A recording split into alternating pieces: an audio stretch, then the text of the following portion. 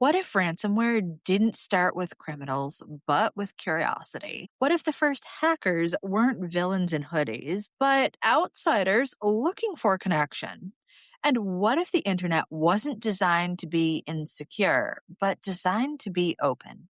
Today, we're tracing how playful exploration became professionalized extortion and how a handful of missing puzzle pieces turned ransomware into a global industry. Today's guest is Anja Shortland, a professor of political economy at King's College London, here to talk about her latest book, Dark Screens. I'm Autumn Phaneuf, and I'm joined by my co-host, Noah John Siracusa, and this is Breaking Mouth.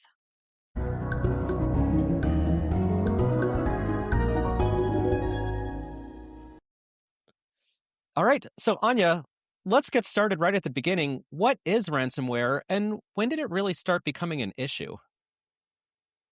Ransomware is malware that locks up people's data, encrypts them, and makes the victim dependent on the perpetrator to restore the data to full functioning.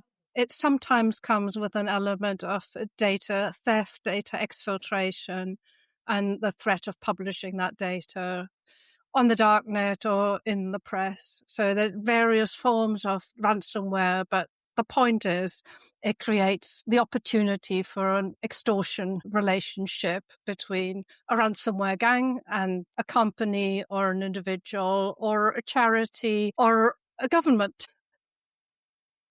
Now, walk us through one of the ransomware attacks that was detailed in your book. What exactly happened?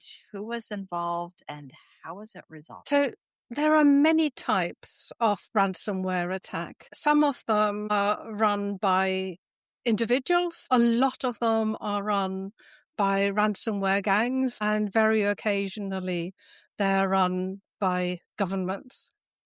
Sometimes they're really targeted at a particular government or a particular hospital or a particular sector. Sometimes they're completely indiscriminate. They're using worms to crawl from one computer to another, and they can completely paralyze entire economies. So I call that ransom war rather than ransomware.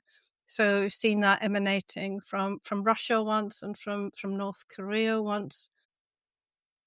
The point is that at some stage, access is found into a system, whether that is a hospital or a university or a company.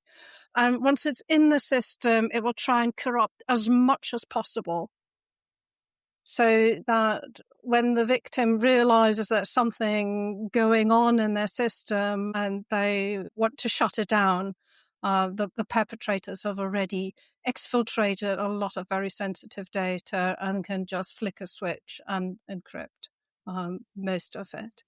So there are lots of attacks that are detailed there. The earliest attacks were not particularly sophisticated, and they were not particularly expensive to resolve. They were asking for $200, for $300. But they caused a lot of destruction and problems for the people involved. So coming back to Noah's first question, when did this really start? It started in 2013, crypto locker attacks. And it was a mass attack. Lots and lots of companies got encrypted, but each of them was only supposed to pay a very small amount of money. But one of the places that's particularly susceptible to ransomware is the healthcare sector. So it's we very often see that the weakest in society, people who are waiting for operations or for a scan or to have their prescription medicine released, are the ones that really suffer from this kind of attack, when an entire hospital has to go into pen and paper mode because absolutely nothing works anymore. So one of the things I found the most fascinating, but also kind of beguiling when I was reading your book, is this dynamic where the perpetrators, in a way, they're criminals, but in a way, they're business entrepreneurs. And in many of your examples, it seemed like they didn't actually want to hurt the victims. So you mentioned these people at hospitals and things. it seemed almost like the bad guys, if you want to call them that, they didn't want to be bad. They just knew they could make money. And some of them are from countries where there are not a lot of options for making money. So how did you think about this as you're learning about this, researching it, and especially writing it? This fact that in a way, the bad guys are sometimes good, the good guys are sometimes bad. To me, it was very complicated in a fascinating way. I teach economics of crime, and the question of what is crime is very central to a lot of my thinking. So here we have these internet startups whose business is morally questionable. I mean, they're stealing, they're taking hostage, they're extorting. But for most of them, where they sit, which means in Russia, what they're doing is not a crime, because what they're doing is wreaking havoc in enemy territory, and therefore they are sheltered by their governments. So what they're doing is a crime as far as the victim is concerned, but as far as their own country is concerned, it's not a crime. And one of my colleagues, Max Smeets, is saying, well, it just looks like a really badly run internet startup. And I said, Max, that's exactly what it is. Where they're located, it's not a crime. And then that often raises the question, well, what is the morality around these enterprises? Yeah, they're working things out for themselves. So there was a sick kids hospital in Toronto that was attacked by one of these ransomware groups, and they said, sorry, we didn't mean to do that. This was Lockbit, and they said, we're sacking the person who's responsible for it. Turned out that they didn't. But they do have to work out to some extent who they are, how they position themselves. They don't want to get onto the list of sanctioned enterprises either, because once they're a terrorist organization, then that makes business very difficult for them. One group that had encrypted a Syrian father's pictures of the children he'd lost in the war. And they also stepped back from that and said, no, this is not what we wanted to do. But obviously the NHS and Synovus and airports and manufacturing and Marks and Spencers and the Co-op, that's all fair game. So you brought us to 2000 business model. You brought us to 2013 as the beginning of these real ransomware attacks. But your book starts much earlier. So let's go back to almost the prehistory, and touching on the same theme of your last comment. It really seems like you start with hackers, and hackers in the early days were almost these glorified heroes. So I'd like to hear a little bit about the hackers that initiated this whole movement. And also, I think, Autumn, when we were discussing, you brought up an interesting point, which is a lot of academia and academic research kind of laid the foundations for what happened. So Yes. I'd like to hear about both of those. Yes, I was really interested by the very early days of the internet.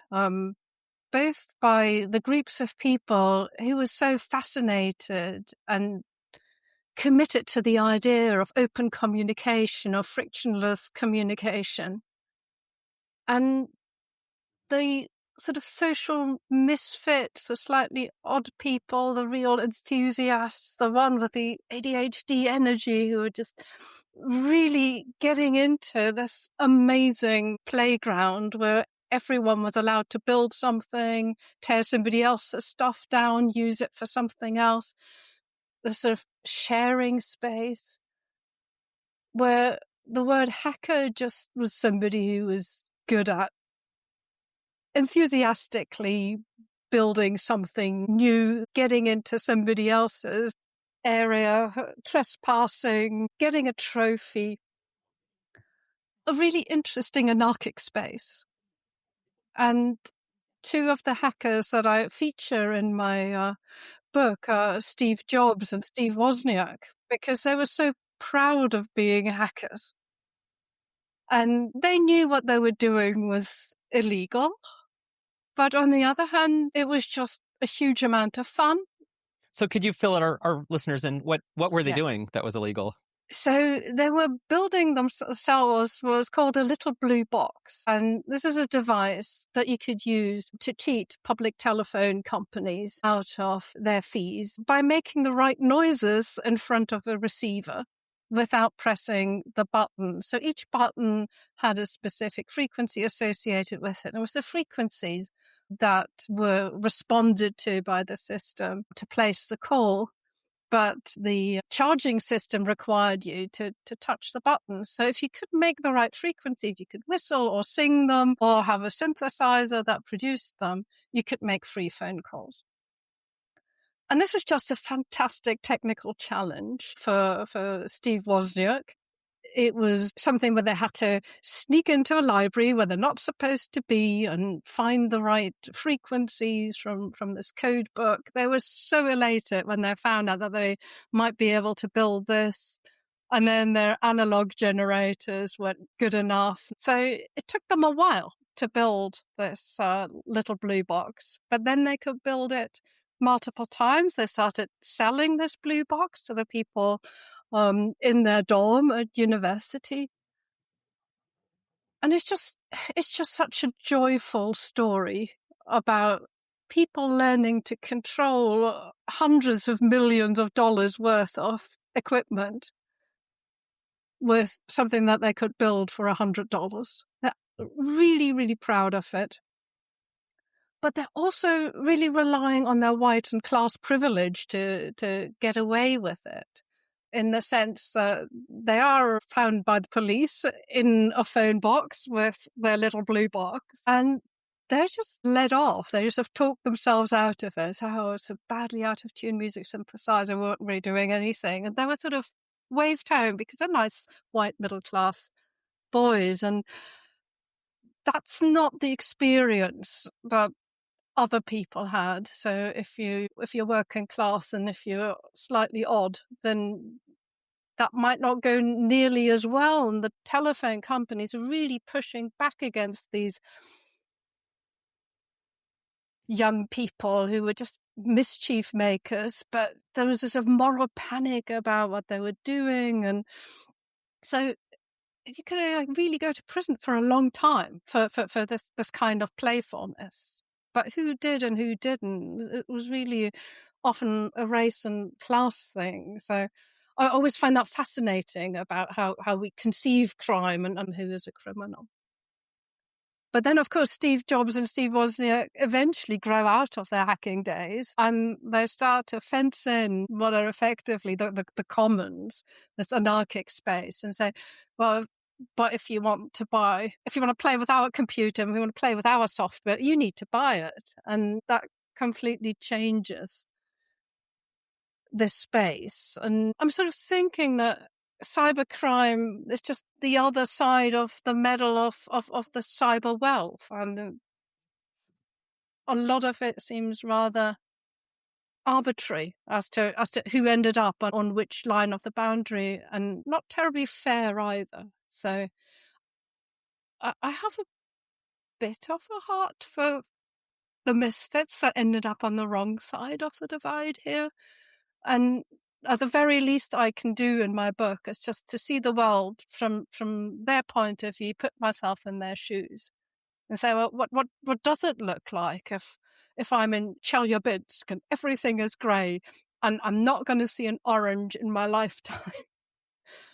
What does the American dream look like? How can I get there? How can I get at least a taste of a California life? Now, if you're thinking about this from the other side, what happens after the attacks? How are we even approaching ransomware attacks? And how are we essentially preventing this? So the reason I've written the book was to engage the average computer user with cybersecurity, because I feel that a lot of us don't have the language to engage in the debate. We feel powerless. We feel that this is something that we want to outsource. And that's not working. outsourcing cybersecurity does not work because we as the users are very often the weak point in the system. So a lot of attacks come through social engineering. So I want to tell the stories of what happened and tell the stories of the mistakes that people have made, and help people to think about, well, what would be a good cybersecurity stance for me? What do I want to do? How safe do I need to be? I don't want to be perfectly safe because that's going to be really, really lonely because I'm not going to be reachable. There's a trade-off there. But okay, so I may be breached, but do I have a photo album, or do I absolutely rely on somebody else to decode all of my lifetime memories? So how resilient am I? Yes, I think governments can do more. I think companies will have to keep engaging in this arms race with attackers. But what I'm really hoping for is that individuals are thinking, well, this is something that I can engage with, where I can make good choices. I don't have to wait for someone to impose choices on me. Because I understand, and if some computer security expert spouts jargon at me, I'm going to understand. Or I'm going to understand 70% of it, and that will give me enough confidence to ask, what is actually saying? Like, can you say that in English, please?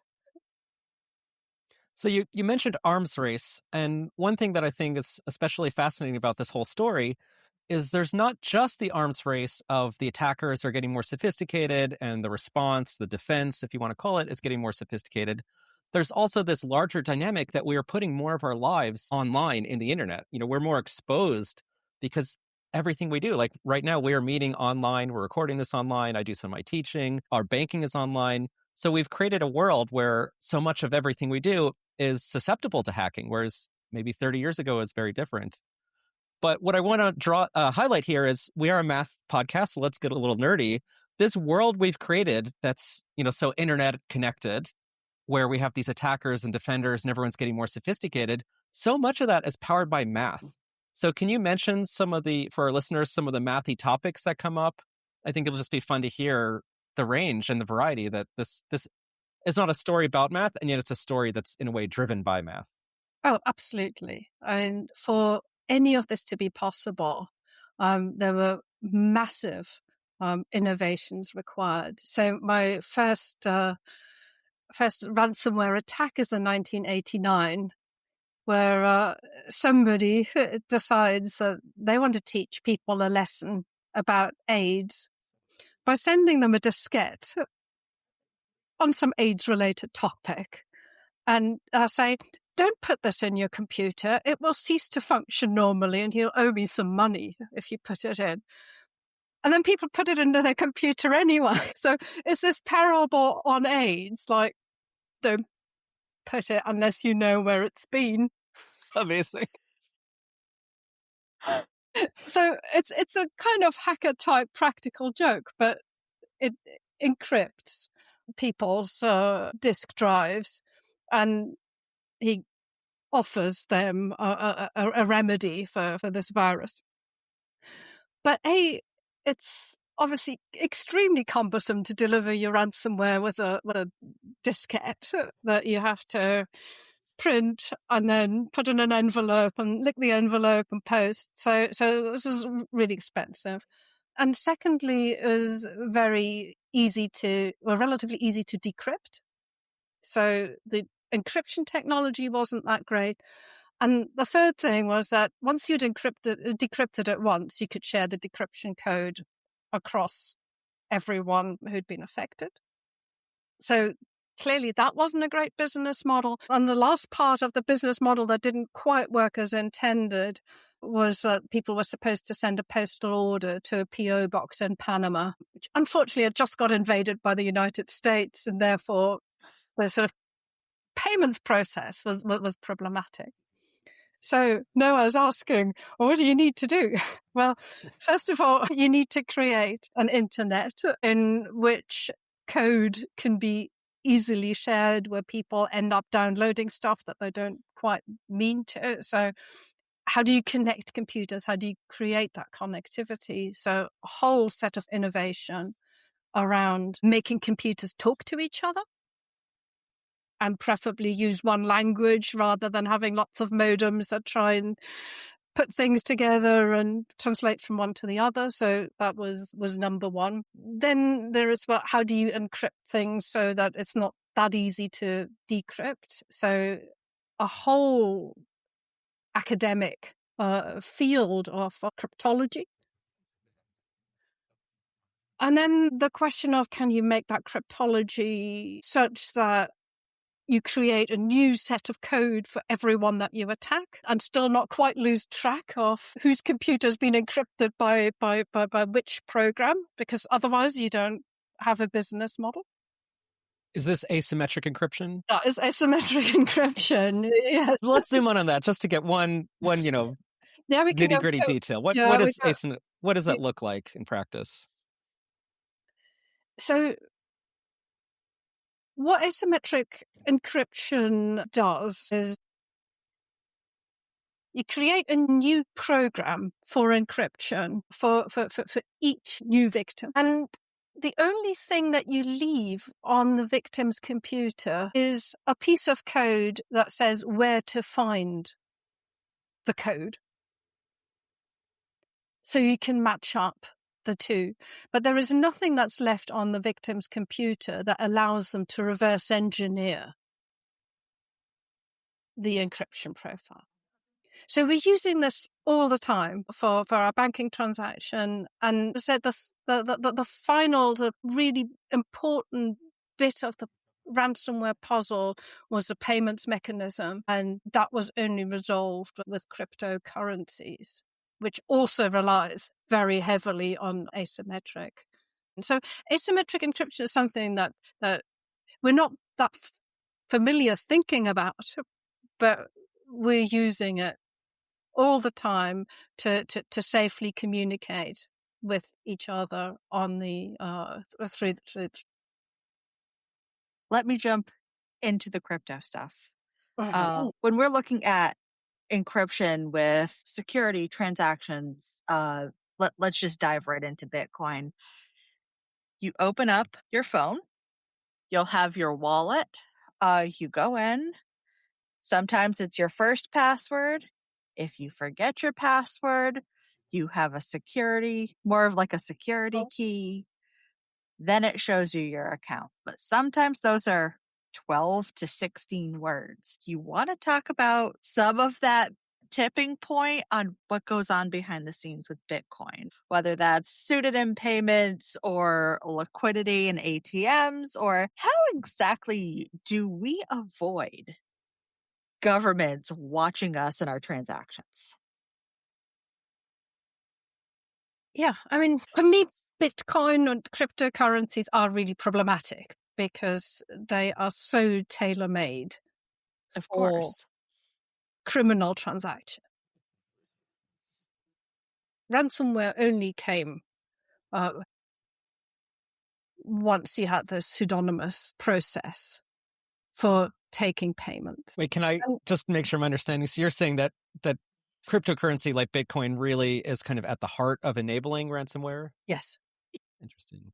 Oh, absolutely. Yeah. So I don't like cryptocurrencies at all because of that. But I can see what Autumn is saying, and in my final chapter, I reflect on that because there's this trade-off between freedom and safety, regulation.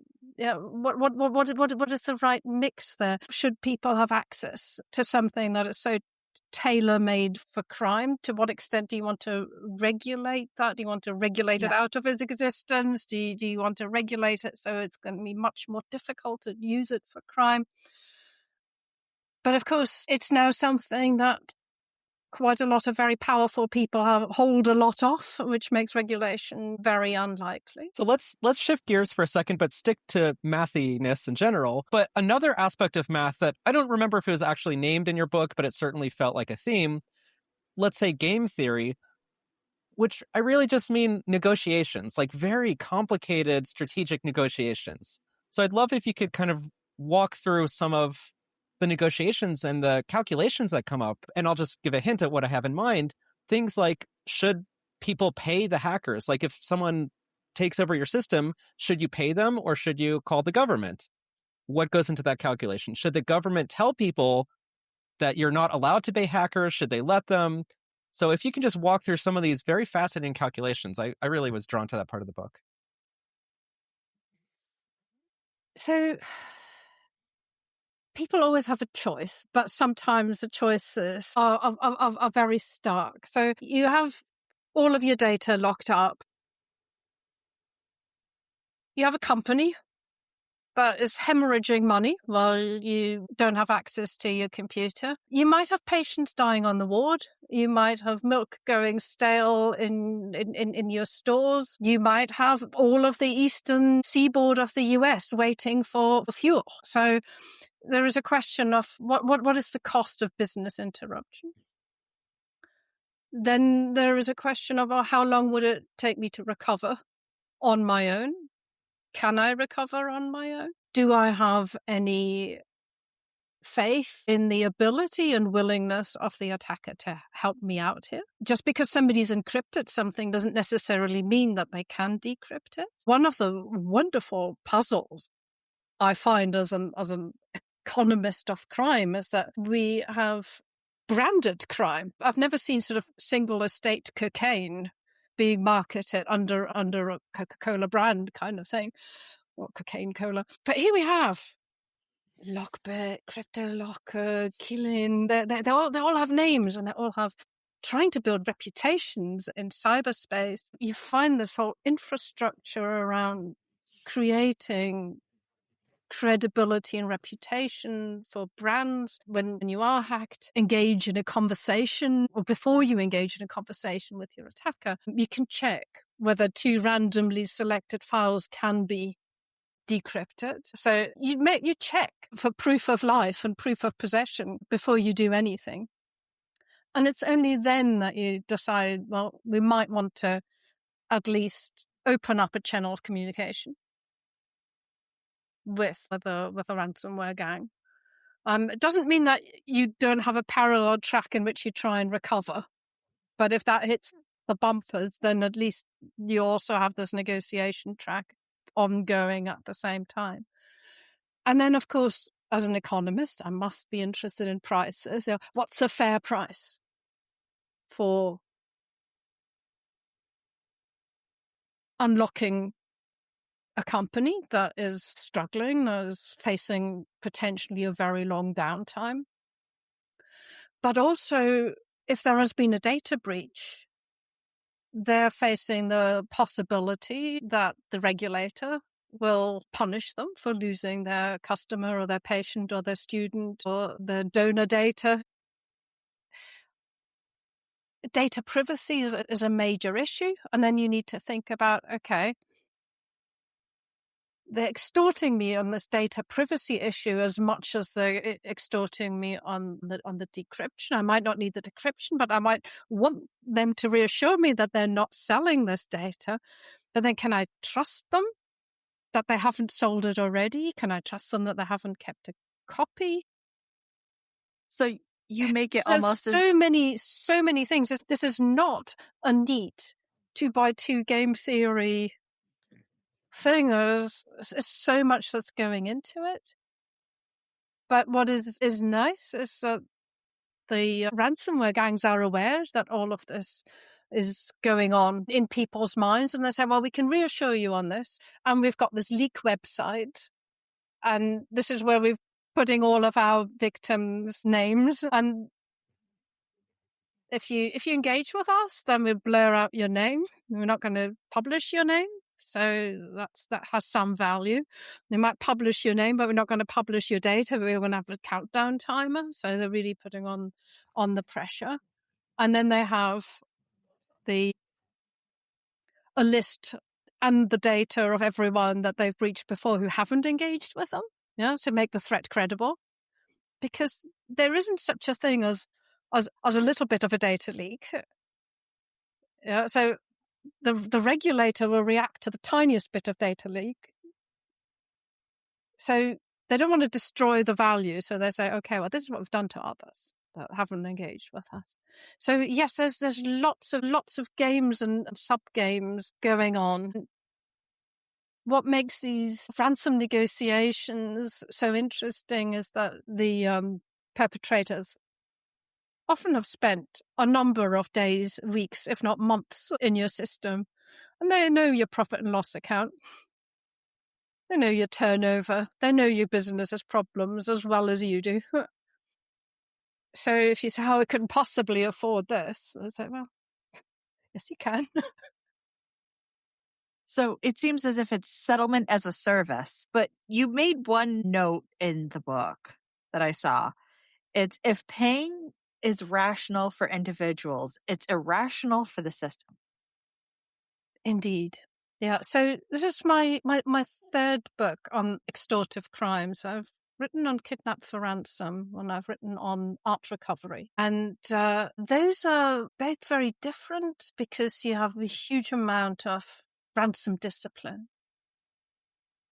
So people will take a lot of pain, or companies will take a lot of pain. They'll take a lot of time to negotiate low ransoms with kidnappers, pirates, rebel groups, etc. Because they know that if kidnapping for ransom is profitable, then we'll see a lot of it. And every big ransom paints a bullseye target on everybody else who is in that complex and hostile environment, whether that's the Colombian jungle or a gold mines in Mali or companies in the Niger Delta.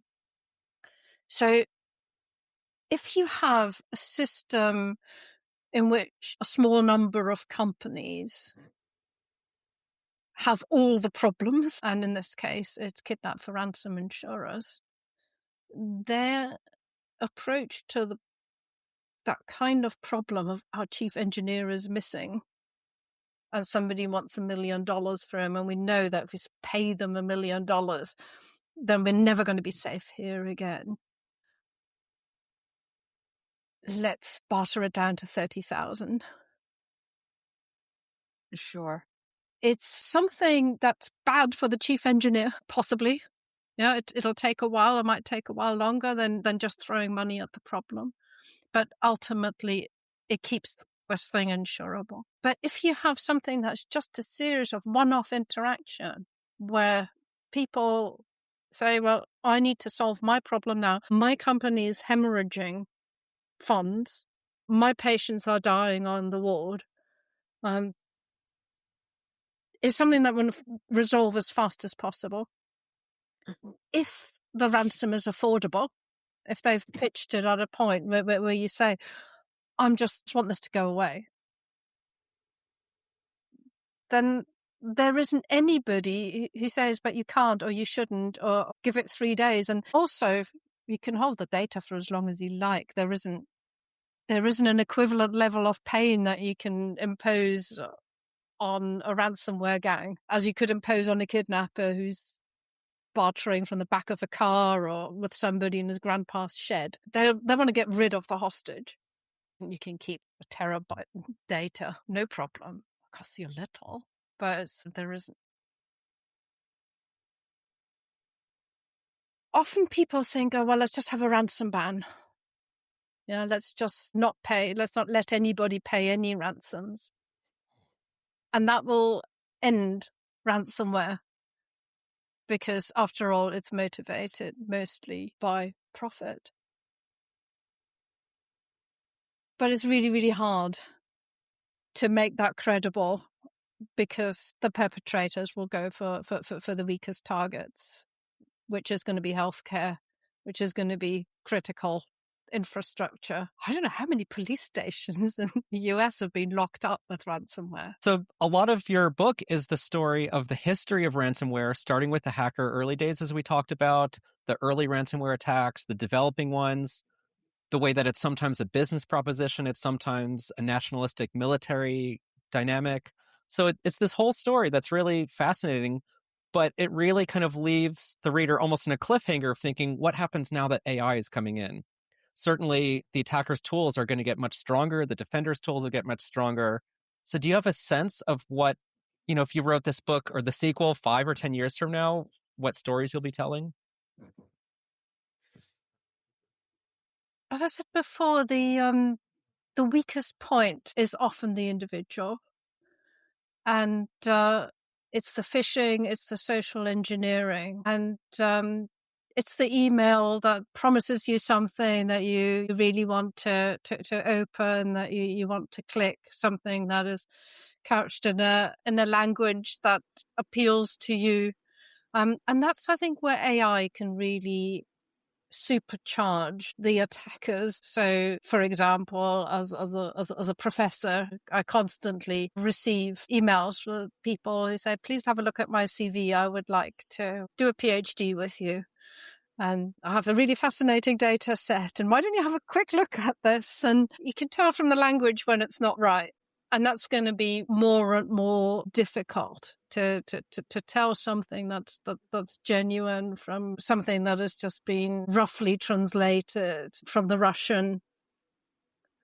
And I think that's something that's going to be more and more difficult. People need to be ever more careful, ever more cautious, and things will just slip through. In terms of coding, yes, it's going to make it more accessible. Code me or a Trojan. It's going to lower the barrier to entry. One of the big things in my book is about these ransomware gangs, the way that they have to overcome really serious obstacles to cooperate in cyberspace, have employees and affiliates who they only know by nickname, etc., because there are so many specialized tasks within this ransomware business, coding and pen testing and getting access and negotiating, etc. With AI, that might make it possible to shrink these firms, and that will make them more effective operators. So there are problems on the way, but on the other hand, you can also use AI to look at a system and say, is there something unusual going on in here? Yeah, are we seeing something that ought not to be? So it's not, the advantages are not all on one side. So I think what we're going to see is a continuation of this arms race, of this co-evolution of cyber criminality and cybersecurity. And one of the things that I found really fascinating was the way that people move between them. Now, you might be a really good hacker and cyber criminal, and you do your 3 years in a prison, and then you end up being the star on the other side. So You never know what will happen. no, Now, I like that I've got these sort of rather fishy superheroes and these rather relatable criminals that then turn up on the other side. And sometimes the criminals end up going into hackathons. You don't know what's going to happen. Now, out of curiosity, is there any advice that you would like to give to individuals or organizations to be better protected? I think organizations are pretty clued up, but it's filtering it down to the employee level. You do need to change your password. You do need to change your password frequently, and it does need to be a sensible password. And you need to look at everything twice. So my way of saying that to people is writing this book and say, yes, you are powerful when it comes to your cybersecurity. But you're also powerful when it comes your resilience to extortive crime. I want people to think about what they can do without, what they need to do so that they don't have to engage with a ransomware gang over their photos, that they do have their most important things on a memory stick, which is not stuck in the back of their computer, that they have sensible backups. It's possible. It's possible to become resilient, and it doesn't take everything, doesn't take every inch of your time or your money. So it's just something to think about. What is a good stance for me? How am I going to be safe enough? How am I going to be resilient enough? But also, what do I expect my politicians to do for me? What can I expect them to do for me? But I am really worried that we have people dying because of ransomware, and we have absolutely minimal government engagement on this. Yes, it is a difficult problem, but I want people to ask questions of their policy and their lawmakers and say, well, what are you practically going to do? And what is our plan when it goes wrong? I don't want to see that on the hoof policy making, again, that we had in COVID, which was a perfectly predictable thing. Yep. Well, we know that ransomware could just take out part of the country, part of our critical infrastructure. We might not have electricity. We might not have water. What's the plan? So, yes, I would like voters to start asking questions about what the plan B is and whether we can rehearse it.